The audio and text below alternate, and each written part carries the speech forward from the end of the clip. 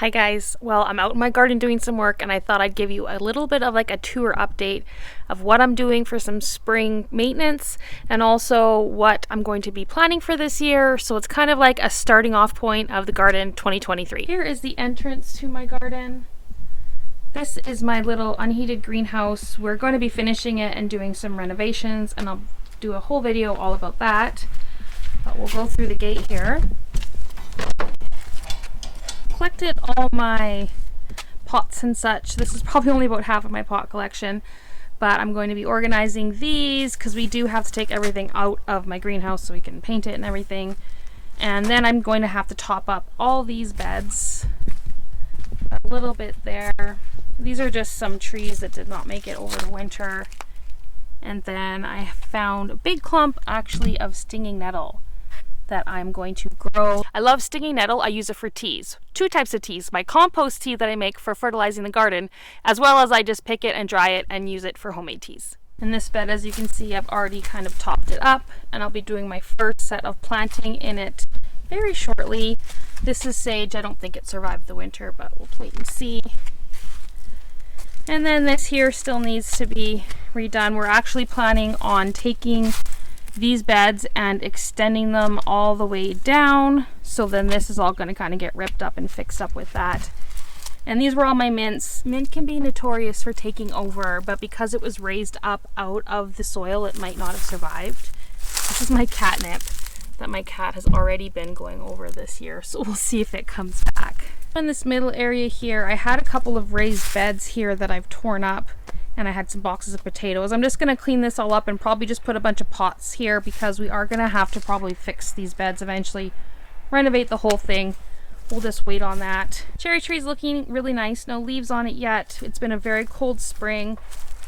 Hopefully soon. Same, we're just waiting for all of these plants to come out of their dormancy and see what made it through the winter. This is my grapevine, and then there's asparagus in here. Down in the middle here is my strawberry and asparagus bed. Nothing has come up yet for the asparagus, but the strawberries are growing very nicely. So confession, I actually didn't mulch my strawberry bed last fall. I just left all the old foliage to die back, even the big asparagus fronds. And then that was kind of the mulch over the winter. Now I have gone ahead and cut that all off. And what I'm going to do is top this up with some compost and then mulch it. Now there's a little bit of controversy in removing mulch, dried leaves and such, as there are bugs and beneficial insects that hibernate over the winter.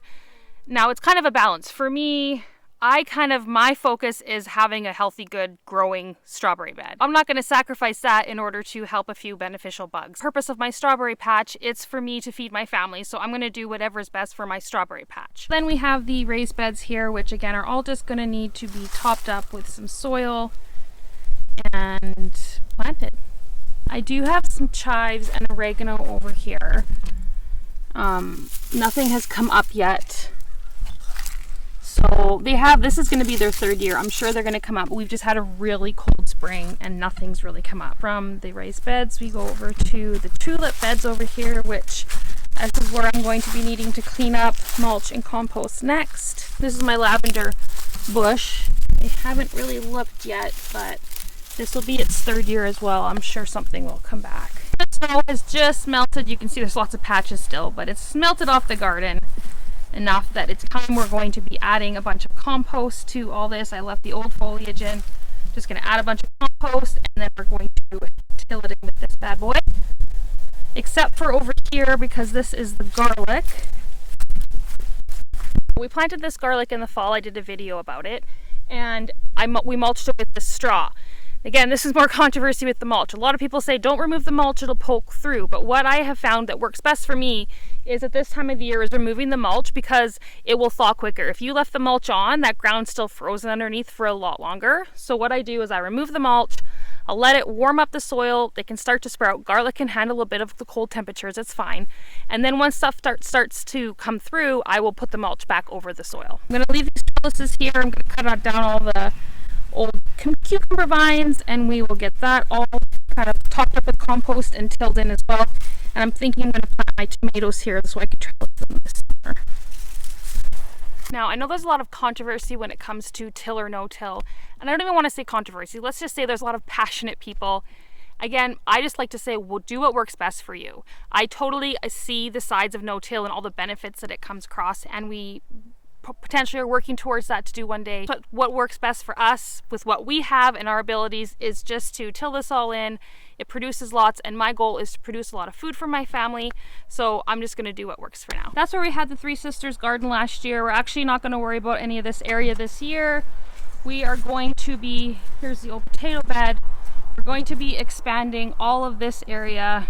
So there's the old potato bed. We had like the cucumbers and stuff here, and we're going to make a little entrance here, and it will all be torn down, and we're going to expand it all the way up to there. Probably just do this section this year, but eventually we'll go all the way over there. Today is April 8th, and the next steps for me, besides finishing cleaning up and adding some compost to my garden, is going to be hardening off all my brassica seedlings to get them ready to be planted out up into some of these raised beds.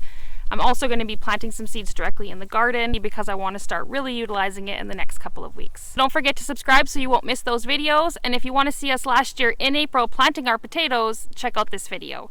Thank you so much for watching. We'll see you guys next time. Bye.